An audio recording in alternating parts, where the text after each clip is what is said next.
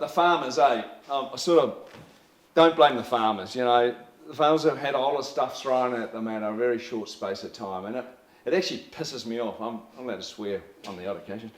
But really, I mean, we should have been transitioning farmers at least 10 years ago. I mean, the term dirty dairying, when was that coined, Alison? About 2004. And we had, you know, like the Fonterras and so on saying, oh, we got your back, farmers. But really, they should have been saying, guys, we're going to make some changes. Let's get on with it. And we would have been at least 10 years ahead of the game. But suddenly, everyone realises, oh, the red lights are going on, we better start doing something. Well, and the poor old farmer, now you know, everyone's struggling, eh? They've got no cash. So it's really hard times. The national government, I think they're being smart because they can see the consumer pressure coming out on the left-hand side here, so they're stepping back on regulations because they know a lot of the change will be driven through our consumer pressure. And I mean, call it what you will, it could be called a trade barrier, but we're going to have to get our act together in terms of telling our story to the market. And we're going to have to do it in an authentic way. And in many ways, these guys have got the tools in the toolbox to drive that change through incentives, basically. And I look at Kiwifruit. We used to pour a whole lot of sprays in our orchards. And back in the early 90s, they said, we've got to cut back on our sprays by at least 60%. And they introduced this Kiwi Green program. They said, we'll pay you 20 cents and maybe 40 cents a tray extra if you do that. We rolled that out within 2 years. So people's change, you know, but with the right incentives, that's what will happen. And I see by doing that, these guys become the guys that are looking after or telling the story around compliance, and suddenly the government agency, particularly the regional councils and stuff, really are picking up the laggards, as Alison's saying. Instead of relying on our taxpayer agencies to actually deal with the farmers, it's actually being dealt with, and that population curve that Alison showed will see people very quickly move to starting to do stuff on their farms. And these guys over here need to get their acts together. They're all working in silos, a lot of them. A lot of them got self-interests. I've got the banks in there highlighted. The FERT companies, all they want to sell fertiliser, but we've got to reduce N&P loss. What are they doing about it? These guys have had 25 million of government funding.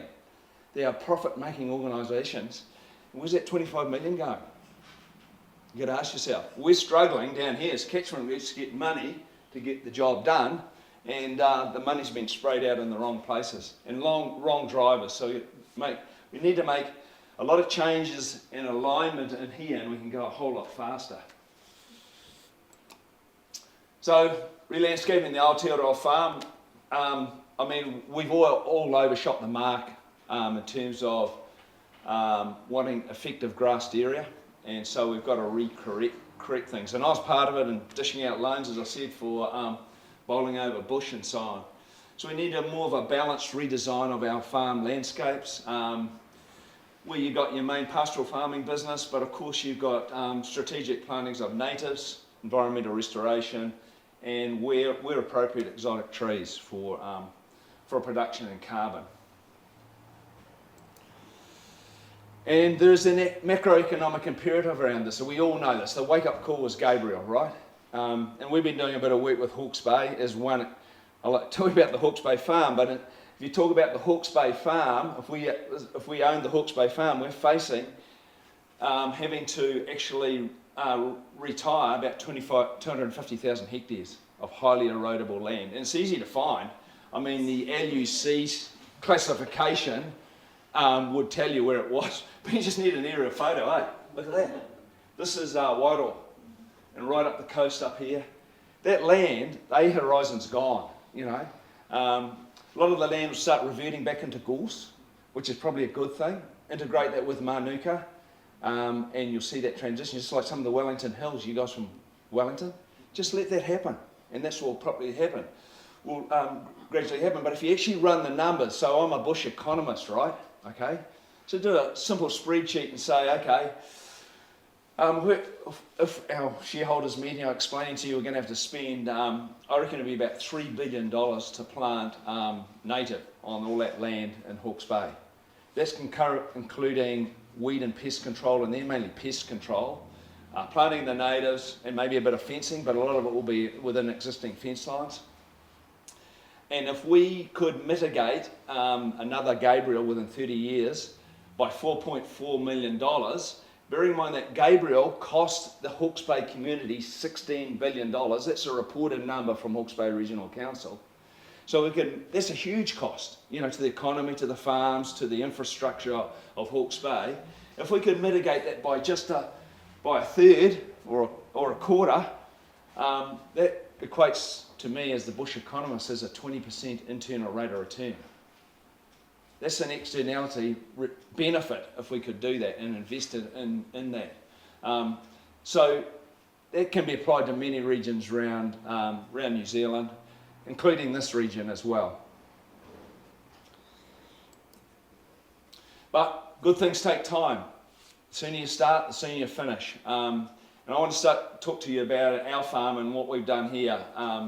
There's my bro, 1998, he'd just finished fencing about 15 kilometres on our fence. We had to redesign our farm back then, and I'll tell you the story.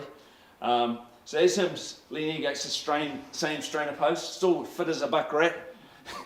20 years later, he still surfs. Yeah, he has a bit of trouble getting on the surfboard. He's not here to punch me. But that's just an example of a reamed out waterway on the left and what it looks like now. Those trees in the far distance there are Lusitanicas, but we mainly got natives right through that area there. Looks really nice. But it all takes time. We're still working on this project, and I'm going to talk to you about it now.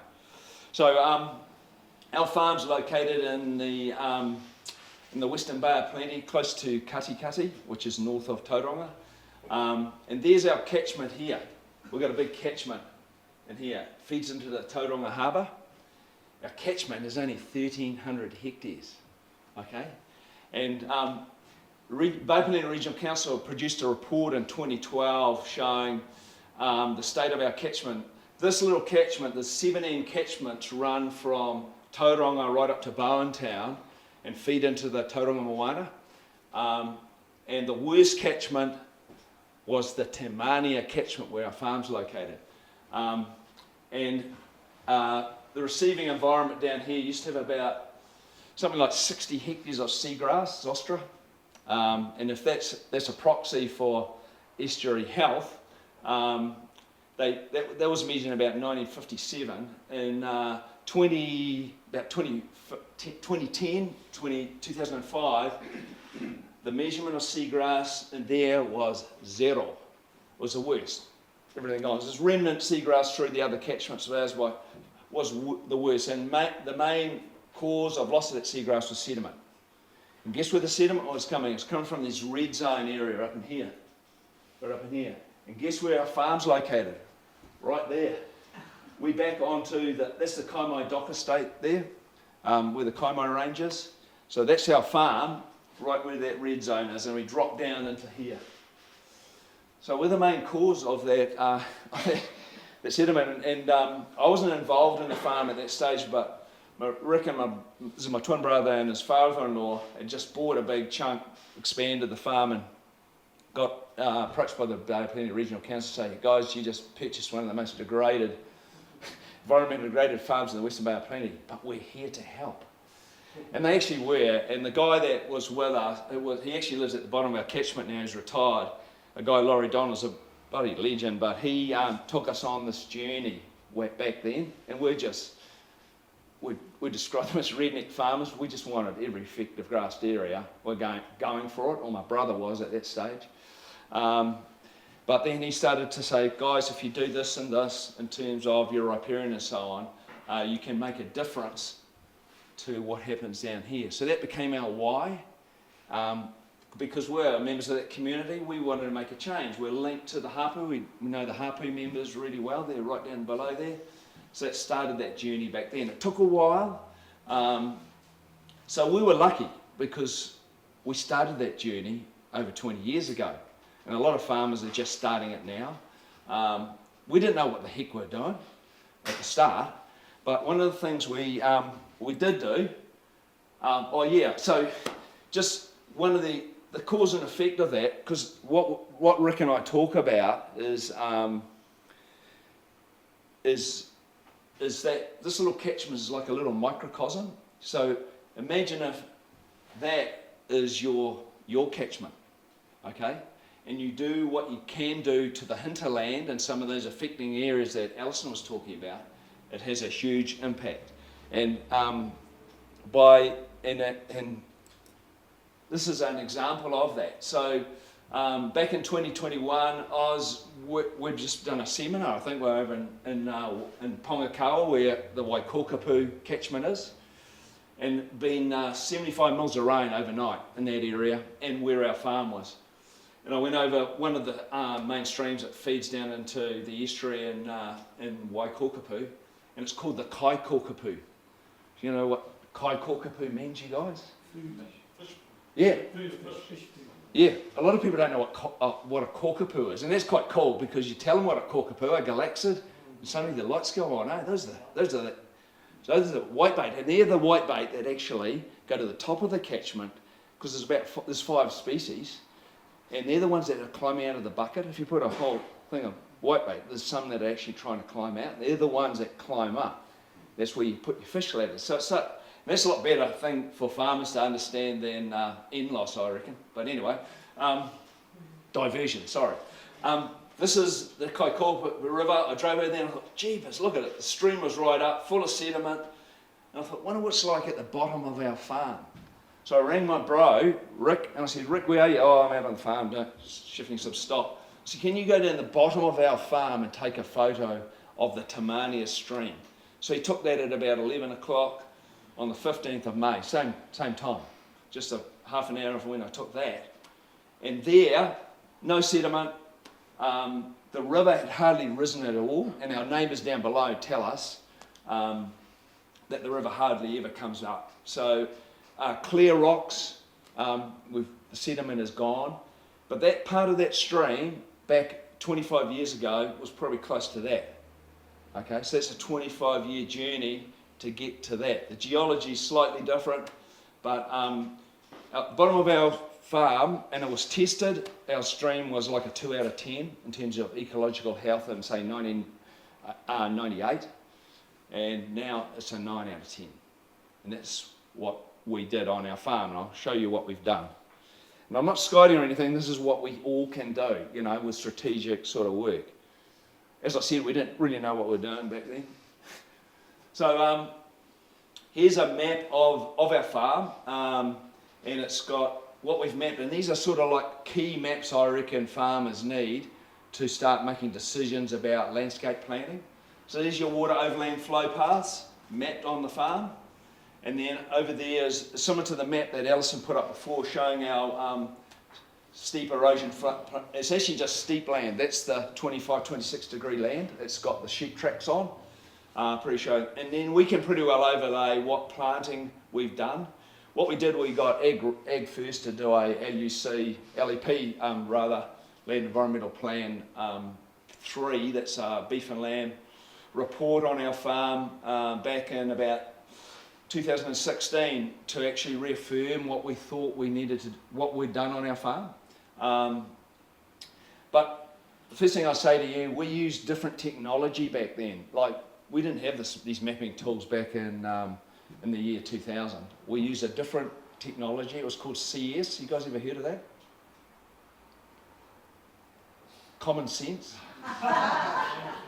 Yeah. So, I mean, a lot of this is bloody common sense. You can have all the mapping tools you like, but a cousin of mine, guy Bill Garland, pretty well-known farm up in the Waikato, he says, mate, all you have to do is go into your farm, walk around your farm when it's pouring with rain, and you soon know where your water overland flow paths. He's so right. And where the former wetlands were, where that water collects and that sort of thing, and you can see it with the pasture and that. It's pretty easy to pick out where your flow paths are and where you should be looking at putting in micro wetlands. Okay, those are your those areas where you got those aggregation points. And obviously, the steep land, you can see it, you know where the sheep tracks are, but you can also see the soil and the geology where some of that steep land is quite stable, but some of it isn't. So you've got LUC 6 and 7, which is your steep stuff, but it's the LUC 6 and 7E that's erosion prone. And that's stuff that you can see with your eyes anyway as well. So not all steep land necessarily needs to be put back into natives or trees. But part of that, the process should be break your farm down into your various land classes, measure it, map it, measure it, and that's easy to do now with the tools that we've got. And then classify your land. So classify what we call our red zone land, where land use change or systems change should be considered. And this is the matrix of that farm Alison just showed you earlier. We went through that process. So they had a hang up a lot of sort of red zone land. Not all of that necessarily needs to go into trees, but it's land where you need to look at what am I doing with my stock, my heavy stock, but some of it is actually erodible, which is designated to go into trees. The other thing that's a driver is actually economics. I've talked about macroeconomics, but on farm economics.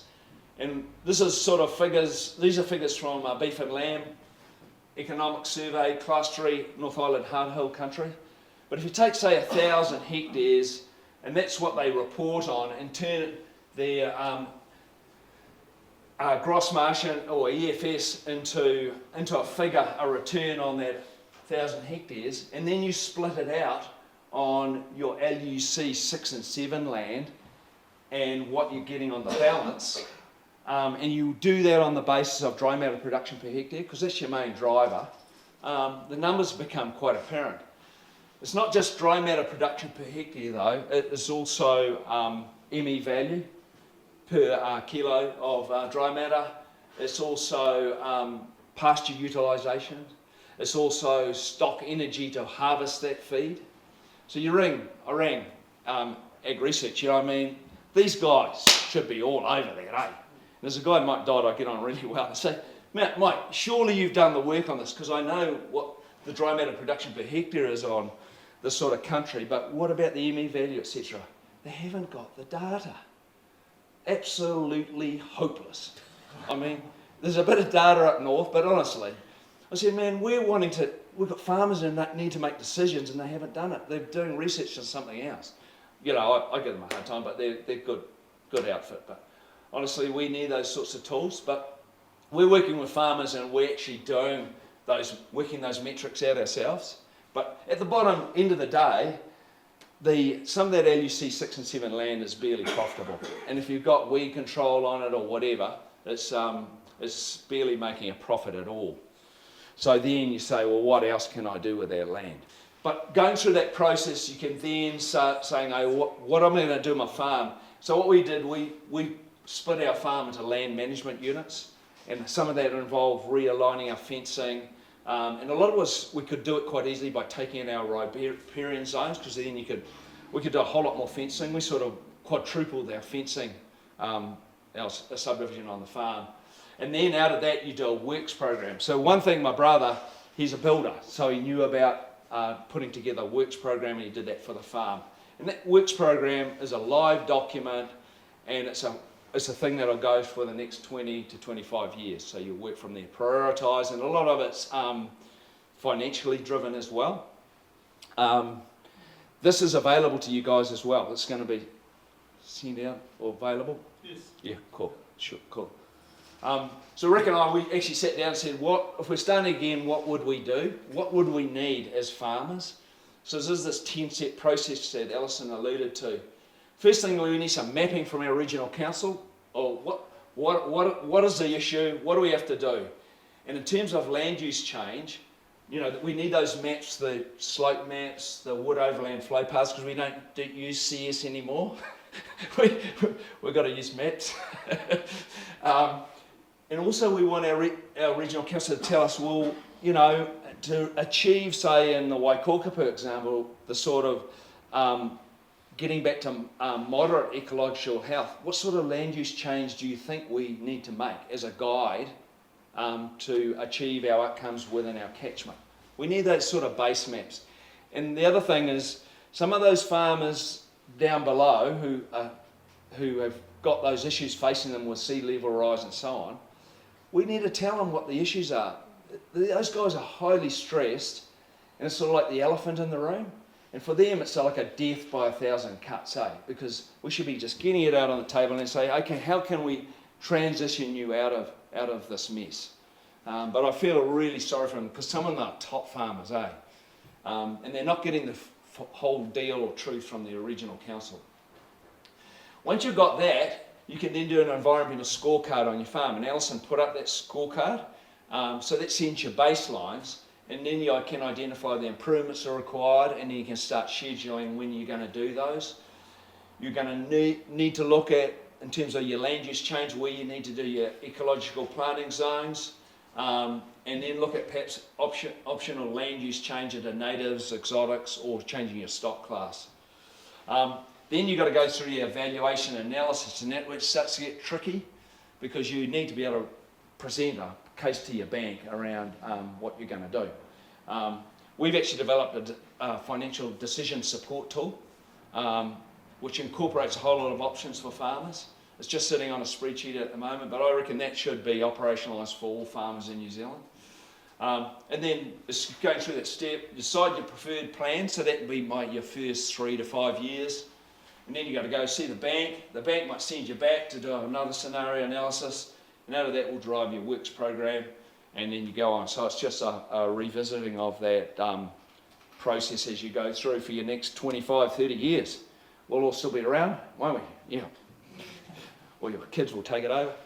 But for us, it's about, Alison mentioned it before, it's getting out of that production-driven, stressed red zone. That's where we've been. We were the same. So you're just maxing out, you're redlining over to the right there, but the impact of that is that your productivity falls off, you've got higher environmental effects around your farming. Why can't you actually pull things back where you can actually at least maintain or improve your profit from that with a lighter environmental footprint? So Rick and I, we call it the blue zone. Couple of reasons. Well, one of those, we like surfing and fishing, so that's the blue zone. But you should read the book if you haven't. Legacy is written about the All Blacks when they won the World Cup in 2011. It's a bloody good book. But they talk about being, 10 minutes to go, you're 10 points down when we lost to France in Cardiff. And the boys didn't know what to do. It's stressing. But what they want to do is transition where you're thinking clearly and are in the blue zone. And it's same with farming. Take the stress out of it, start looking clearly at what you need to do.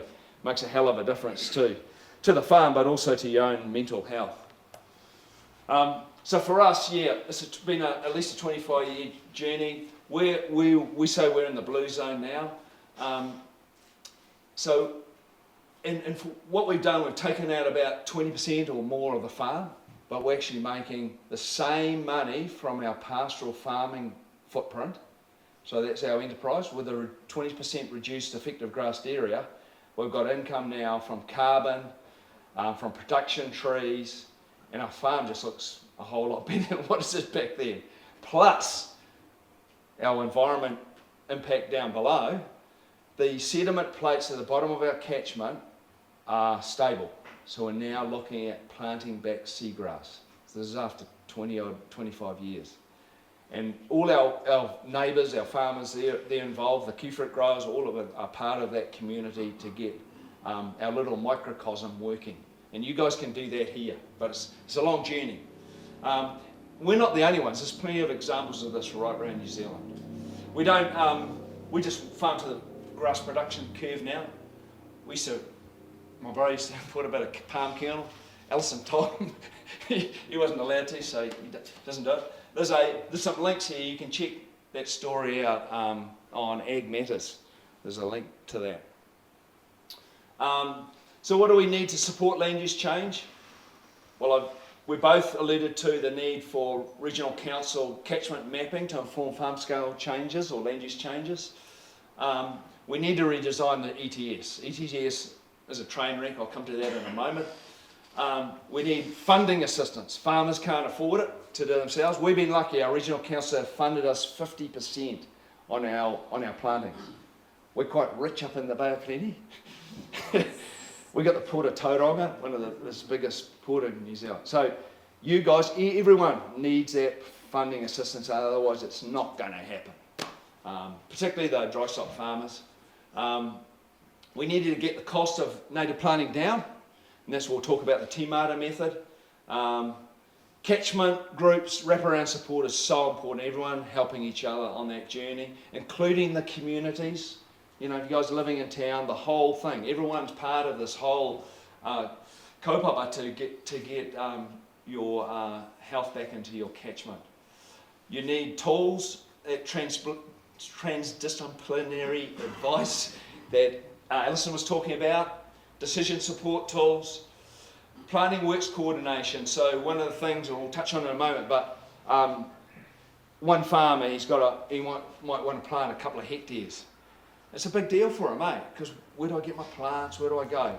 Catchment groups, we've got a restoration team. So this last year we had 40 hectares across about 6 or 8 farms. We just brought the team in, they did the whole thing for the farm. Farmers just get on focusing on their pastoral farming. We did all the mahi, organised all of that for them at a real low cost. So you can get the economies of scale by working together. And along that, the big one there is integrated animal, weed and pest control with that too. You just can't forget about that. And I just touched on the exit mechanism for some of our farmers who have got nowhere to go. Oh, there's a train wreck, holy heck. The bloody ETS. I tell you what, we've got who's a member of was it the 1,000 things shades of green? Green or grey?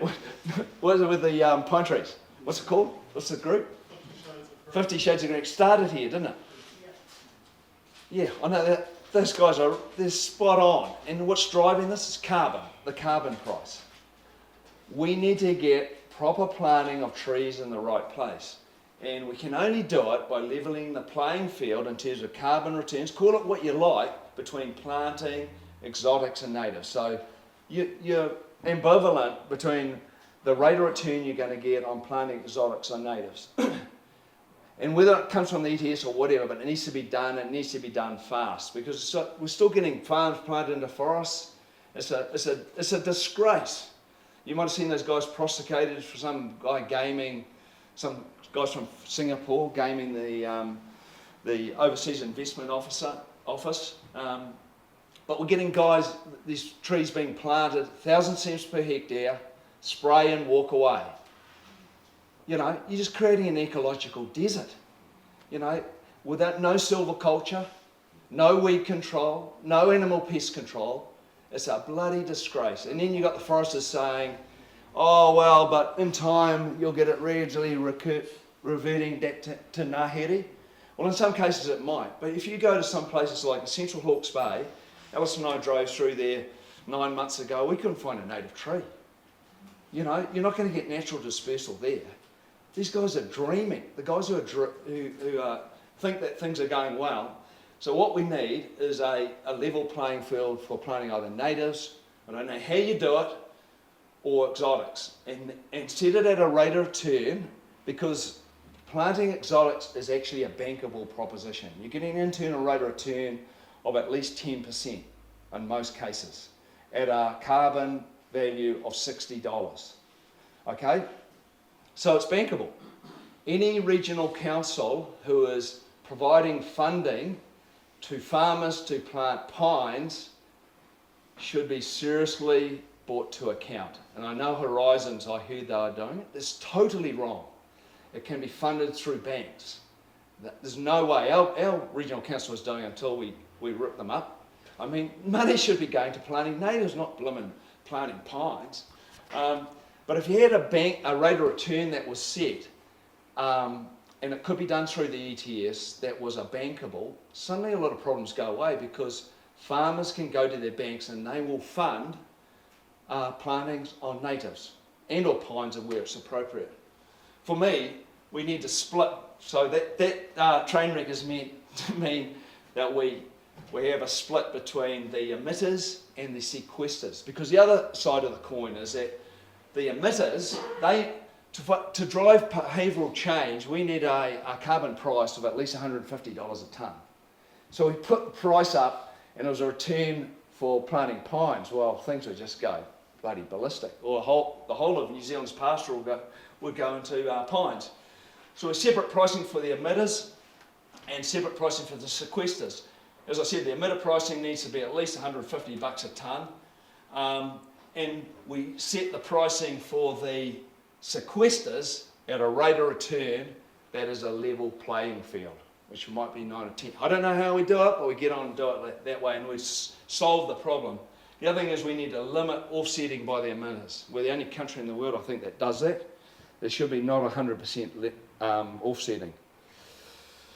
We need to have true right place. This is a shot on our farm, actually. So here, a nice little riparian area, which is planted in Lusitanicus. That was dumb, eh? I always give my brother a hard time with that. So we've got to figure out how we get these out. But if we'd had a landscape plan, sort of as a guide from our regional council that had been done properly, we wouldn't have had that problem.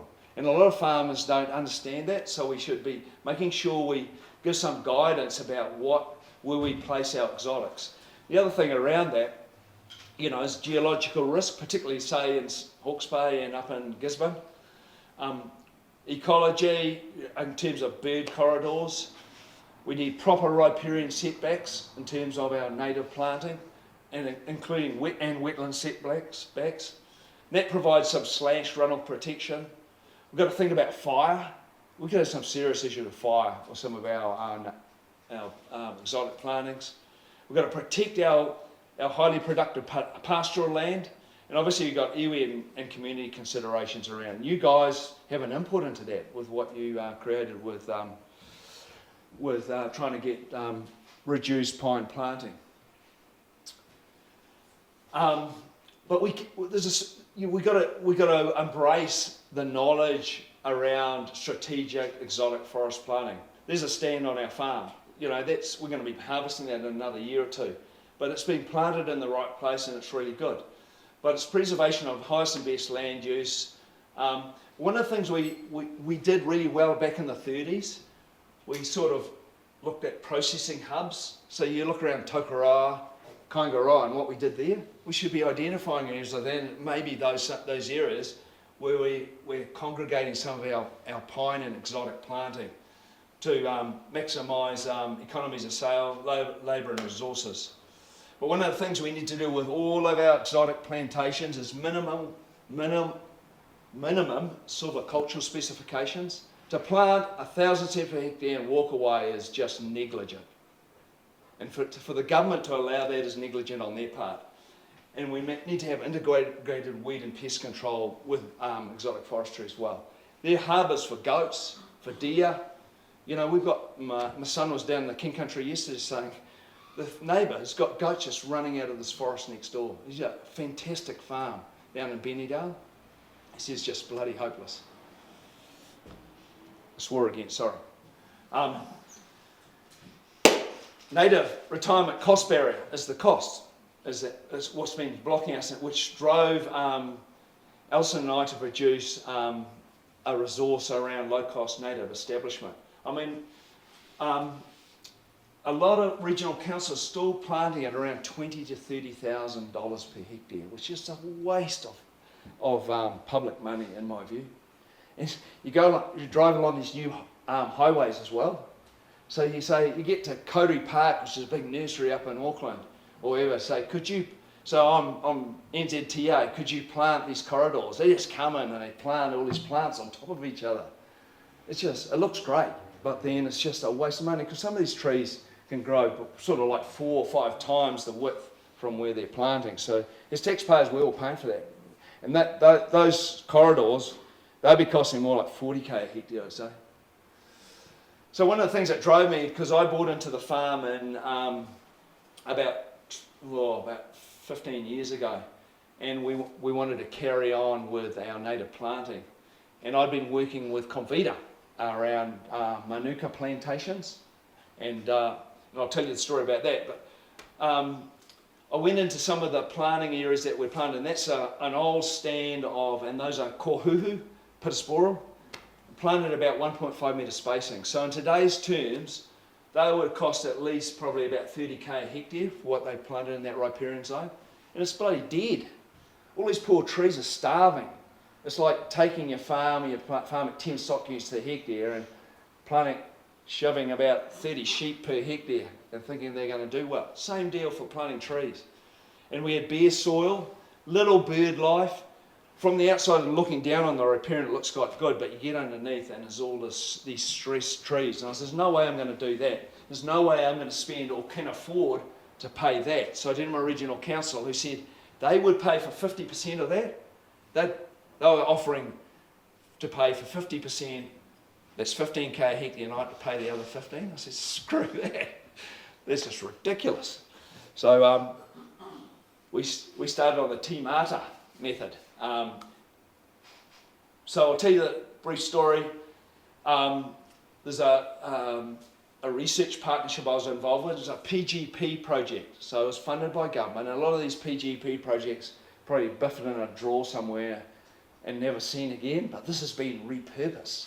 So the money that was spent on this, which at the time was about 2 or 3 million, and it involved Hawke's Bay Regional Council, Landcorp, Te Tumu Pairo, Comvita, and those were the key partners.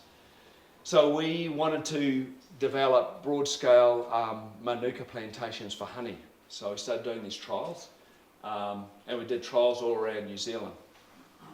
One of the trial sites was in Lake Tutera. You guys been up there? Yeah. And that's a real hard-ass site. It's LUC 6 and 7E. It's got a lot of rock through it as well, up in here. But so when we decided we wanted to do this Timata film, we said let's go back to where we started with this PGP project. So these Manuka were planted in 2011 at 3x3 spacings. That's 1,100 stems per hectare, and they were planted little forestry grade plants on a real hard ass site. And it was a drought when we planted, or that summer when we planted it. And so after we took this film in 2022, so after 10 years, there's the Manuka, looking pretty good. And down below was a bit more water, and now it's going really well. The bigger trees here are Manuka that have come through naturally. And ideally, like if I was planting that again, and forget about the honey, the Manuka, you'd look for your naturally occurring coloniser species, which would be Manuka. And I bet if we'd have planted that in Manuka, it would be doing a hell of a lot better. The other thing is that the local farmer was grazing his Hereford cattle underneath at the bottom, so because I wanted to see lots of regen coming through, and there was a lot, but it could have been a hell of a lot better if we hadn't been putting cattle through underneath. But anyway, so that's the site there, and it was quite heartening to see that. There's a bit of yellow in here, that's gorse. You know, a bit of a coloniser happening as well. And they're taking Manuka honey off there. But there's the same site after Gabriel. So basically the Manuka is held together pretty well. There's a mature pine stand. That's a cut-over stand that's been replanted, and there's your pastoral land over there. Absolutely smashed. So that's the sort of thing. If planting all of that into Manuka, after 10, 15 years, it would have held together pretty well. Comvita have actually got 7. Does anyone work for Comvita around here? Hey Ben. Yeah. They're doing quite a lot of planting all around central North Island. So it's and it's working really well, but it's for honey. But it sort of shows that the Timata method works, whether or not it's Manuka or Manuka. And there's something like over 10,000 hectares planted through this method around the North Island now, and a bit in the South Island.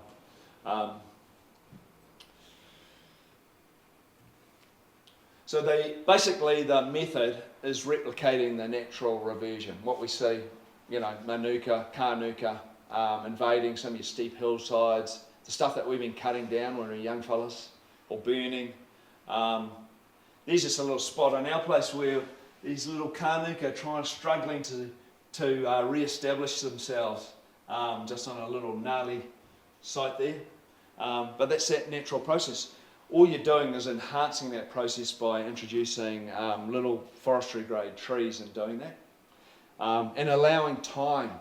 Time costs nothing to let that process evolve. There's a 30-year-old Manuka reversion site on our farm. It's interesting, these Manuka basically have set themselves at about a 3 metre spacing, 2 to 3 metre spacing. Then you've got the ferns coming through, you've got mahoi, you've got rewa, we've got little rimu, all just coming through that natural process. There's a same shot over to the right there. So that's only 30 years old since we've had stock, used to have stock in that area. This site here, Okura Bush, north of Auckland, that used to be all Manuka, and now after 80 years, you've got these kauri, rimu, and totra all coming through. It's a beautiful site, and no one's done anything to it, just a natural process. Have any of you guys been through the Pukekauri Forest? Yeah, it's just amazing. Remember the greenies tied themselves in the late 70s? Man, those guys were legends, because you go through the beautiful forest. It's just a magnificent, eh? And I've mountain biked 4 times. It's one of the best mountain bike trails around. But then you see where they clear felled it further in. I mean, that was that forest, and they just decided to clear fell it. So it's great that we've been able to preserve that.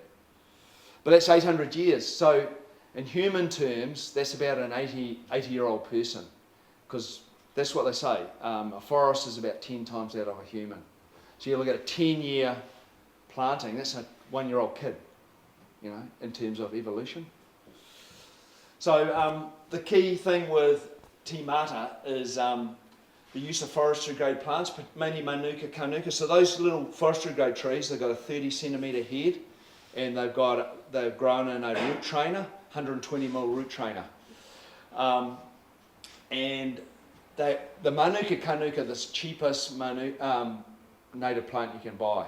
You can get a Manuka for under $1 if you're on bulk ordering, and Manuka is about $1.20 on today's prices. And then you reduce the planting density. So the traditional method is planting at about, well, some of them are still planting at 1 metre spacing. It's 10,000 stems to the hectare. Some of them are planting at about 1.5, which is more like 5,500 stems per hectare. Reducing that right down to 1,000 to 2,500 stems per hectare. That's 2 to 3 metre spacings. If you've got a highly fertile and wetter site, easily gets plants established at 1,100 or 1,000 stems per hectare. That's the 3 by 3 metre spacings, which is what we've mainly used on our farm. There's a Manuka there. You can see the little 120mm there, 30 centimetre head. That on picture to the right is a 3 by 3 metre spacing, about 4 years old on our farm. The other big thing with these, forestry workers do the planting. So it's not us guys getting plants out of PB3 bags or even T28s. You can't carry as many. Shove these guys. This is a crew that we got in Ellison. They're from Taumaranui. And our local iwi Arawa, we say, I had to bring up these fit young Maniapoto guys to do the mahi, you guys. And there's a serious thing, we want to get some kaitiaki teams happening with us. But these guys, it was like coming to on a holiday, you know.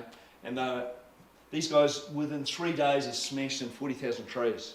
Team of 25 on about 8 farms. We've got a film of that if we have time to show it. But there's a guy on the right, he just throws it on his planting bag just as he would with pines. So instead of planting pines, he's actually planting ngahere. Planting mix, you could go 100% Manuka and probably get away with it. But if you haven't got any pests or anything, you could introduce other colonisers alongside that to help enhance the natural seed dispersal and bring in the birds. I'll flick through that. You guys will be able to see that. Cost per hectare comparative. 3 metre spacing is about 4k a hectare, up to 8k, 2 metre versus 30k. the high density on the right is what Waikato Regional Councillors are prescribing. That's what you can get on their website. Here's a good example of Tīmata. This is our farm. This is took this a couple of months ago. This was planted in 2022. That cost 4K per hectare. A regional council planted this one through a nursery provider. That cost 14K. So we're monitoring that. But the trees in here have caught up to the trees in here. These bigger trees are remnant, but these are the new ones there. So even after 3 years we're closing the gap real quick. There's a bit of comparison. Young tree, 1 year old to the right, no release on that. We didn't release that. There's no weeds and they just grow on through. That's 4 year and that's 6 year as a comparison. They grow real quick. Those are Manuka. Tīmata process will go through. The plant supply chain, these plants, you need to order big volumes, so that's where your catchment group, if you wanted to do it. You'd probably go to Hills Nurseries. I think, Rebecca, your dad used Hills, eh? Eco-source your seed. The plants arrive in boxes of 100. You get your forestry workers here, they throw them on the back and they plant. But you order them through, you can do it through an intermediate tree, or if you've got enough volume, you can do it yourselves. Planting succession trees, be patient guys, don't plant them at the same time. Wait 4 to 7 years. The key thing there is soil biome, because the Kanuka and Manuka are renowned to bring in mycorrhizae. So you're changing your soil from pasture, which is bacterial dominant, to more fungal dominant, which is what the Manuka Kanuka do for you.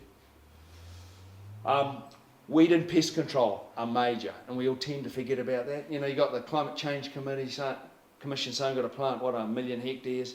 No one mentions weed and animal pest control. The only guys that really do it are the PCE. Read the Parliamentary Commission for the Environment Space Invaders report, which it, in a very polite way, says that regional councils have totally dropped the ball in terms of integrated pest management through our country. It's pretty bad, eh? So that's honeysuckle here, terrible weed. That's a mature forest invaded by honeysuckle. On the right is a spot on our place reamed out by red deer. That's coming from the Kaimai Dock estate. You guys got a major problem, particularly north of here, with particularly red deer, but also goats. This is a site, you've got to get weeds under control before planting. There's a cut-over site. These are little honeysuckle. The regional council went in and planted that. We said, you're mad. Anyway, we've had to replant it again. You've got to go through the right process. In our catchment, we've done a catchment-wide survey to understand where our weeds are. And so as our catchment, we're going to do proper biosecurity approach to control of weeds. Our regional council didn't want to know about it, so we're going to do it. So we've got Transit, New Zealand Rail on board, our Western Bay of Plenty District Council. Our regional council now say they want to join the fray, which is great. So to do it in a proper manner, and it's looking around peripheral weeds. So you might be planting a site on your place, but if your neighbour's got a whole lot of other weeds, you've got to work with him to make sure he needs to get, because it'll only come into your wetland or whatever you're doing. I don't know if you guys have got that sort of problem, but certainly we're very weedy where we are. Just some pictures here from our farm. So that's the Kaimai Dock estate up there. These are some of the LUC 6E areas we retired. Those are ephemeral streams that we've retired. First of all, we did fenced out existing riparian, which had cattle grazing through it. That's where my photos of my brother, and we're leaning against that strainer post. And then we did some new riparian. That area there that's a 30,000 per hectare cost. You get underneath there, that's where that photo got taken from. But we also integrated with pines as well. And then we got into our micro wetlands, and probably should have started that first. Your wetlands are where you get your best bang for your buck in terms of creating these little sponges and capturing your sediment, phosphorus and E. coli. So that little area, and it's amazing how quickly it transforms. That's a 5-year span on a micro wetland. Another one, a bigger one. That's just a beautiful area there now. And this was a dirty little gully that's just been sprayed for planting, and that's it within 4 years. And then we put succession trees in there. That's going really well. That's at 1,000 cms per hectare of Manuka. Those are those ephemeral streams. We've got Kokapoo and Kurta up in there now. Looks fantastic. And the branch of the Tamani that goes in there used to be covered in silt. Now it's just clear as, simply by doing that. Some LUC 6E within 3 years, just doing real well. So yeah, just final observations. Yeah, a lot of it's common sense, you guys. A lot of people are spinning out as it's all complicated, but it's really quite straightforward, and a catchment group can steer you through that. It's a long-term project. Alison touched on kitchen window. Often start real small. Place that you drive past down your driveway, or see out your kitchen window, or heading out the farm, and you'll soon realise, gee, I want to do more of this. Regional councils play a key role. We need work as a catchment team, and the results will be highly rewarding. So.